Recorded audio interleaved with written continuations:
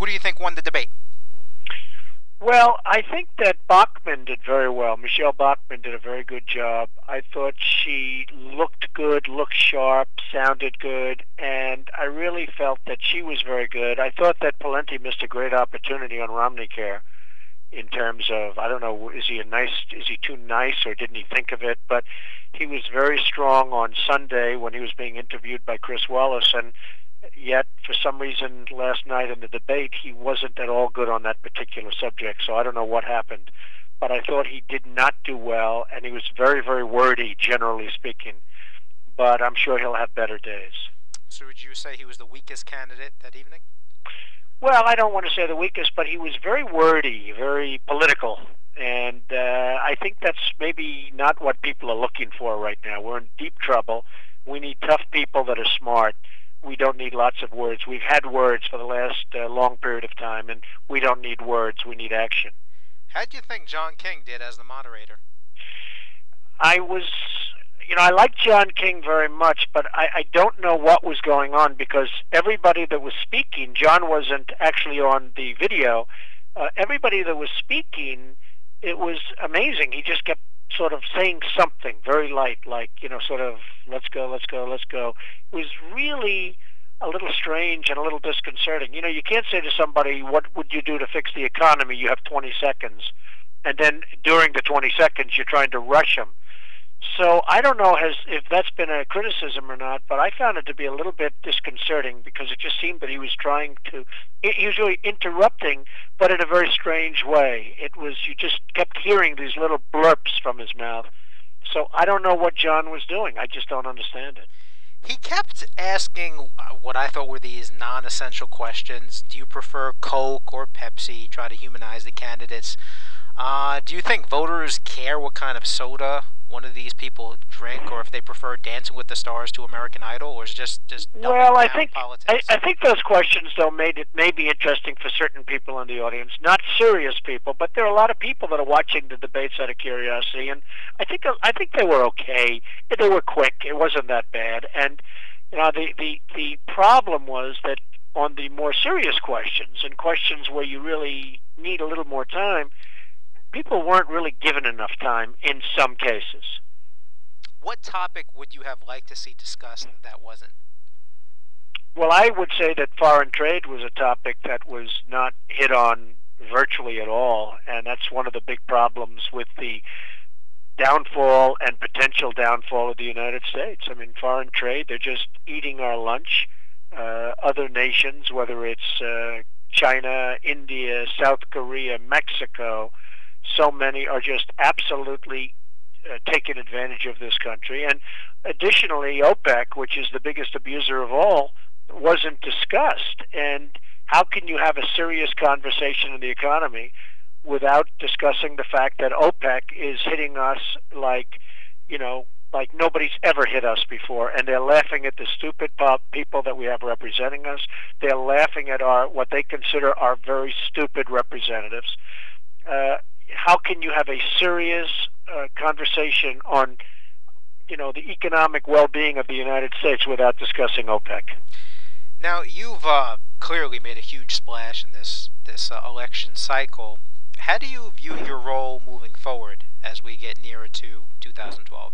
When I've looked at what the Republicans have done, it almost seems that they have a death wish. And if you look at the lame duck session where they brought Obama back to life in terms of his political life, when you look at what's happening with Paul Ryan, where he had no right or no reason to come out with this plan, that's going to be tremendously destructive to people getting elected, to Republicans getting elected, in particular in the House. And when he came out with this plan, instead of having President Obama, who really should have been the one that comes out with a plan, but when he came out with this plan that's going to have a huge detrimental impact on Medicare, the Republicans are going to lose elections, as they did, by the way, in upstate New York. So that's a death wish.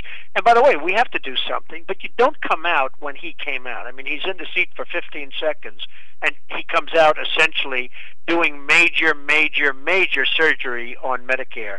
And even if you look at the Tea Party folks, who I happen to adore, but if you look at the Tea Party people, they're 79% against what he said. So that happened, and then the 100 billion in cuts, which turned out to be 38 billion, which turned out to be only 300 million, that was a terrible embarrassment for the Republican Party. So you see all of these things, and then you'll see Cantor, who's a good man, but he said the other day that he wouldn't give the hurricane victim, the tornado victims, money unless it comes from someplace else. Here we are, we're spending billions and billions and billions of dollars in Iraq and Afghanistan, and yet we can't take care of our own people that got wiped out by the worst hurricanes we've had in 50 years. So when I looked at what the Republicans were doing, and when, to be honest, NBC just keeps coming at me for, I have a big hit show called Celebrity Apprentice, and they keep coming at me, and the combination of things, I just said, look, I'm going to do another season. Who gives up a hit show? Not very many people. Yeah. And, if you look over the years, just not very many people. So I'm under contract for another 11 months, 10 and a half months to NBC. And at the end of that period of time, I'm going to look very seriously at two things: the economy, how's it doing, and I don't think it'll be doing well, and who the Republicans pick. And if they pick a candidate that I think can't win or won't win against Obama, I would very, very likely run as an independent candidate. Now, I know you have a tactical problem with Paul Ryan and his budget, but the substance of it, do you agree that something has to be done? It's just not the way Paul Ryan is going about it? Well, what I think is there's tremendous fraud and tremendous abuse and theft and everything that can go wrong is being taken, Medicare is being taken advantage of.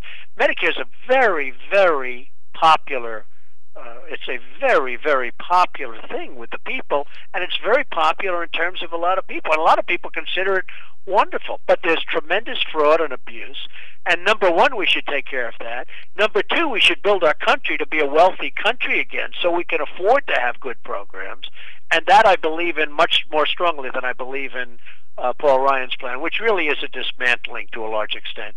And the Republicans just aren't going to, you do still have to win an election, remember that. The Republicans just are not going to win an election if they're endorsing Paul Ryan's plan. And when I say an election, I'm talking about House, I'm talking about Senate, and I'm talking about presidential. So they can have all the fun they want trying to do whatever they want to do to the Medicare program, but it happens to be a very, very popular program with Tea Partiers, with a lot of people. And if they want to win an election, I mean, if you look upstate New York, that was a district that could not be won by a Democrat, and the Democratic candidate won easily because the Republican endorsed, and it had nothing to do with the third party, in my opinion. The Republican endorsed very strongly the Ryan plan. So, you have an election to win. It happens to be something that people in this country love. What I like doing is making the country strong again so that we can afford to have good medical plans. What's your gut tell you about Sarah Palin? Think she's entering the race? Well, I know Sarah very well, and she's really a great American. I mean, she loves this country. She is a terrific woman, and I think right now it's a little bit early for her in terms of her own thought process. I think she, at this moment, doesn't know herself whether or not she's going to enter the race. I think she'd like to on many different fronts. At the same time, I'm not sure that she will. I would really say, and I was with her, as you know, last week for quite a time, and she's a friend of mine. I think first of all, she's a terrific woman, and she loves this country. I don't think she knows right now what she's going to be doing as far as entering the race.